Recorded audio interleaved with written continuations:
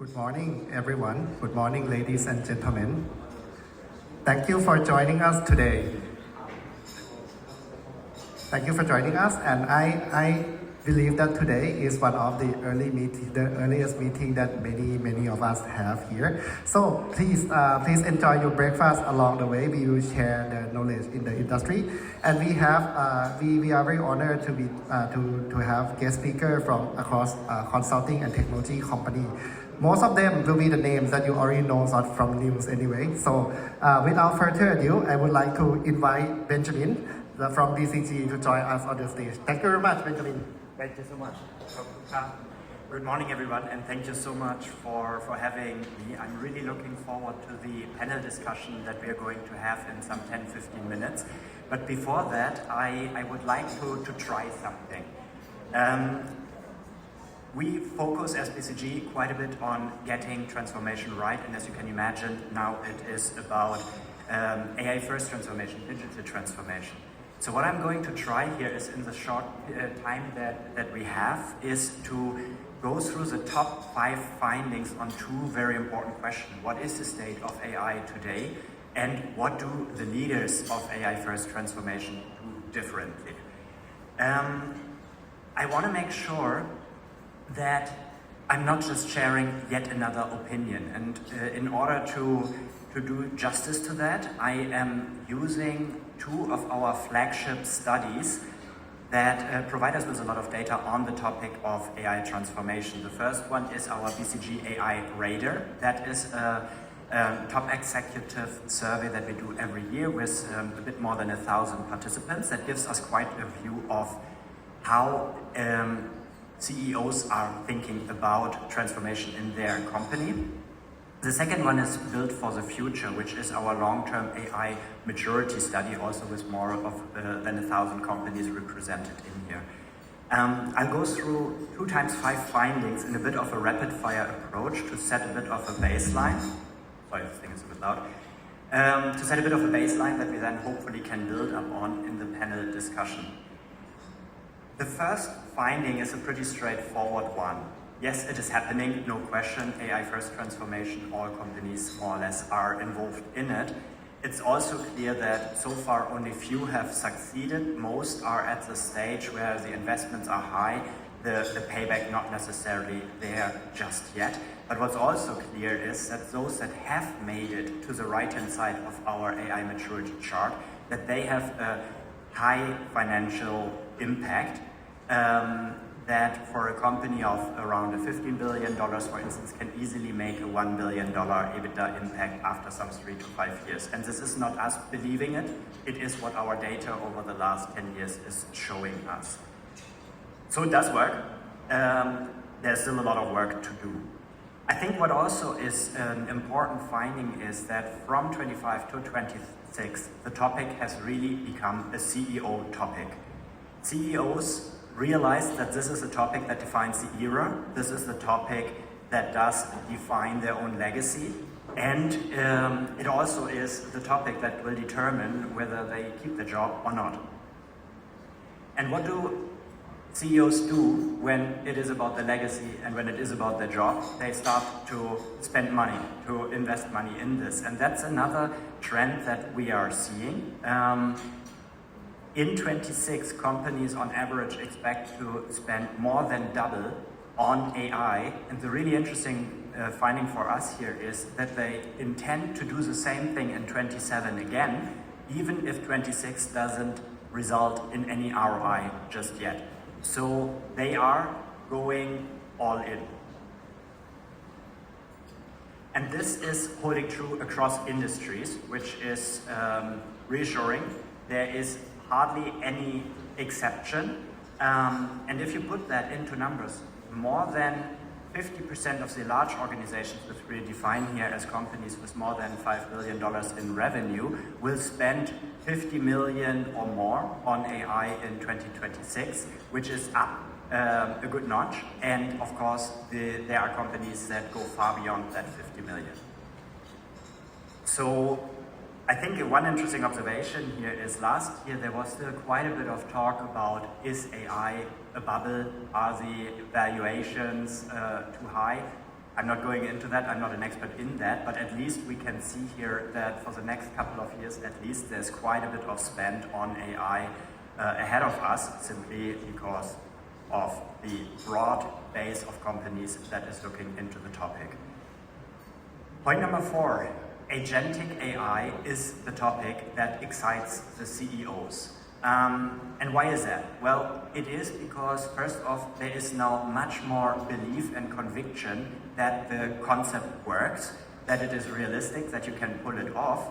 And what is making it even more exciting is that the leaders of the companies can by now imagine the agents to take a much larger role than just an assistance role. So they do see here in quite high numbers over the next 3 years the agentic AI to become coach, mentor, and even the boss of colleagues across the business in pretty senior positions, which of course changes a number of things. It changes cost, but it changes also shortage of the right talent. This is where the CEOs in our surveys show significant excitement that this will solve problems for them, and they're willing to put real money behind it.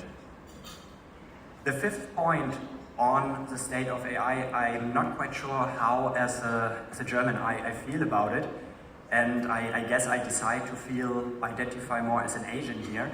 It is quite interesting to see in our data that the East is looking at AI-first transformation as an opportunity. They are optimistic about it.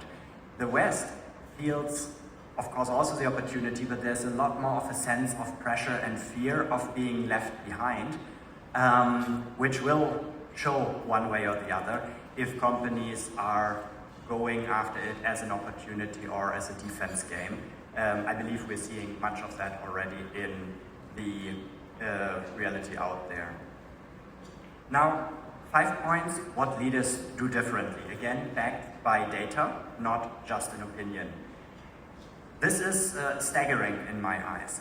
Of the laggards versus the leaders in AI-first transformation, the laggards are spending most of their time and money on deploying AI tools across the way they are running their business today already, basically across the processes as they are. The leaders focus on reshaping every function, all processes from ground up, centered around the opportunities that AI gives us. They are, of course, looking at significantly more change, but also significantly more payback.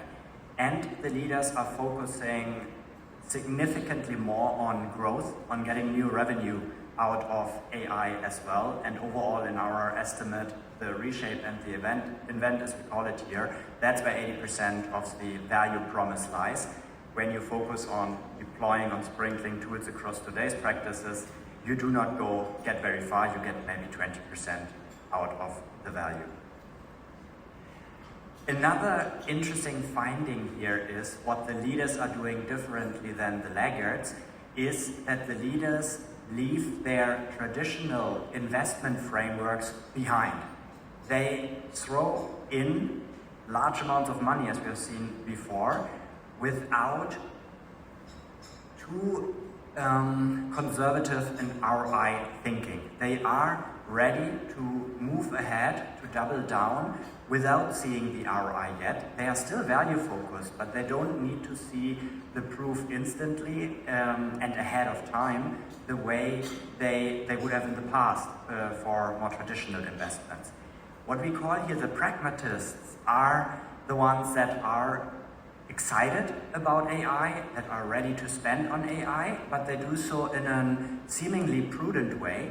They do small investments, want to see the ROI, invest again, and what we find is that they don't get very far with it. AI-first transformation does take magnitude and momentum, and we find it particularly difficult or dangerous almost what the pragmatists are doing here, simply because they run into the scenario where the organization believes they did it already.